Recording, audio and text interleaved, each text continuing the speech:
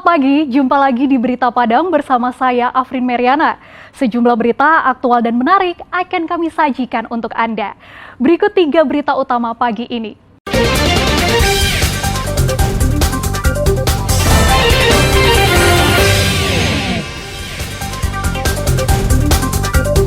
Jemaah Tarekat Naksabandiah di Padang, Senin malam mulai menggelar salat tarawih pertama. Seluruh pegawai dan penghuni lapas Bukit Tinggi jalani tes urin. Seperti sudah tradisi menjelang Ramadan, warga gotong royong membersihkan rumah ibadah.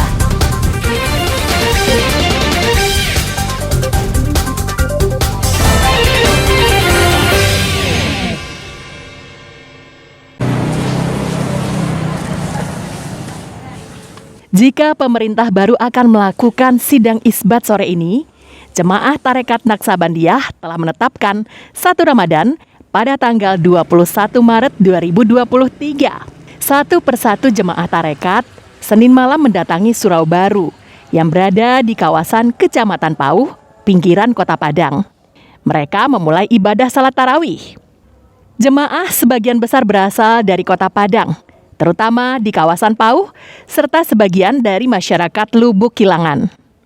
Salat tarawih pertama ini sebagai tanda masuknya tanggal 1 Ramadan 1444 Hijriah pada esok harinya.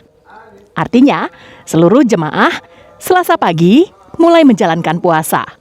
Mereka menjalankan puasa lebih awal 2 hari dibandingkan jadwal pemerintah berdasarkan perhitungan hisab komariah yang tertulis dalam kitab Munjid.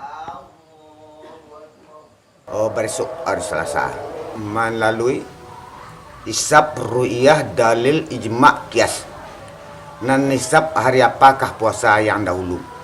Ru'iyah bayulah sekalian guru bersama menetapkan puasa. Dalil cali bulan tu berapa gadang bulan Rajab. Ijma' perhatikan bulan tu jam berapa tapi jam berapa hilang. Karena memulai puasa lebih awal, dipastikan jemaah Naksabandiah Padang ini akan merayakan Idul Fitri 2 hari lebih awal. Alfi melaporkan dari Padang.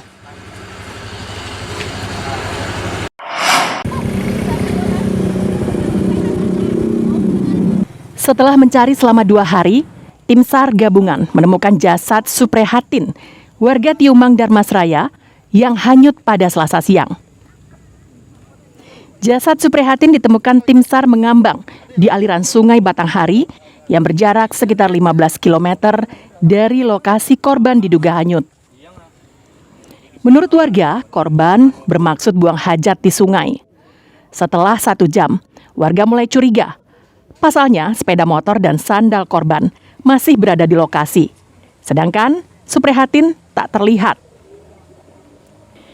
Keluarga yang mencari di sekitar lokasi tak menemukan jejak korban sama sekali.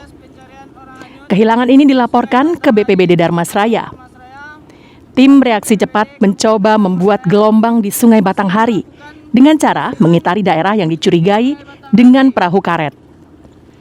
Harapannya jika korban terbenam, maka jasadnya akan muncul ke permukaan. Melakukan penyisiran di tepi sungai dan membuat gelombang di sungai agar nantinya korban bisa ditemukan. Jenis kelamin korban laki-laki berusia 39 tahun bernama Bapak Supriyatin.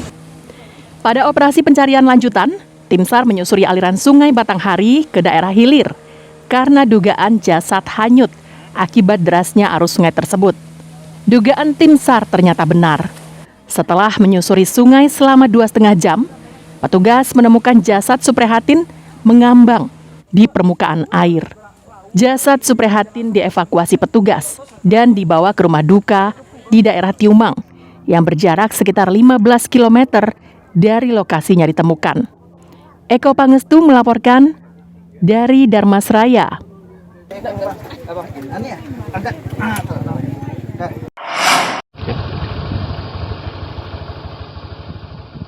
Seperti inilah kondisi jalan yang terletak di Jorong Jambak Selatan, Nagari Jambak Selatan, Pasaman Barat. Ruas jalan yang lebarnya sekitar 4 meter ini ambles dan hanya menyisakan 1 meter. Warga yang melintas jalan tersebut harus ekstra hati-hati. Menurut Kepala Dusun Jambak Selatan, jalan tersebut rusak sekitar 2 tahun lalu akibat patahnya polongan. Warga sudah pernah mengusulkan perbaikan jalan kepada pemerintah kabupaten, namun kewenangannya ada di provinsi. Kini masyarakat membuat tanda di jalan tersebut, sehingga pengendara yang melewati bisa mengetahuinya. Jalan ini hanya bisa dilewati sepeda motor. Jika masyarakat membawa hasil panen dengan mobil, mereka terpaksa melewati jalan memutar yang cukup jauh. Sudah lama ini, udah ada 2 tahun ini. Katanya jalan ini wewenang provinsi, PU provinsi. Ini kan jalan PU katanya. Nah, jadi udah kasih proposal dari provinsi, belum ada tanggapan sampai sekarang. Oh, yang lewat jalan sini masyarakat dari Padang Lawas, dari Jambak, dari ke sini semua kayaknya. Ya kesulitan lah kami sebagai masyarakat setempat ya memang kesulitan betul. Warga berharap adanya perbaikan jalan. Pasalnya, hampir 100 kepala keluarga yang tinggal di wilayah itu melintasi jalan tersebut, baik membawa hasil panen maupun menuju Pasar Simpang 3. Safatul Ulum melaporkan dari Pasaman Barat.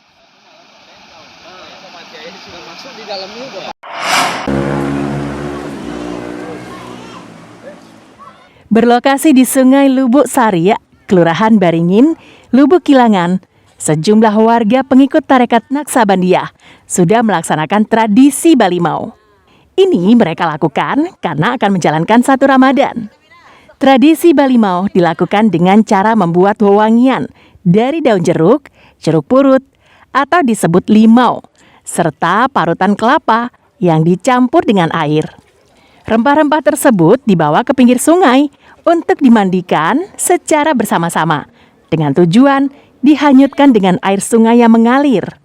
Makna Balimau sendiri ditujukan untuk menjalin silaturahmi antar warga menjelang masuknya bulan suci Ramadan. Bagi warga Padang, Balimau adalah tradisi yang dilakukan turun-temurun dan dilaksanakan sehari sebelum 1 Ramadan.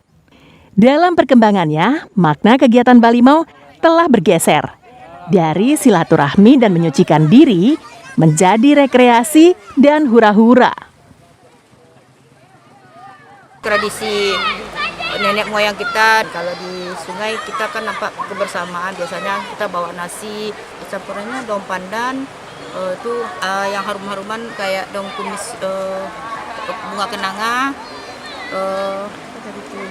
lengkuas diiris-iris halus-halus, bunga ros, bunga melati. Kalau di sungai kan bisa airnya mengalir, ibarat dosa kita bisa dihapuskan dan membersihkan diri pada bulan suci Ramadan.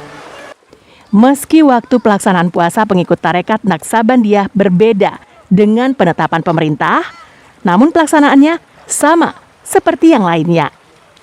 Alfi melaporkan dari Padang.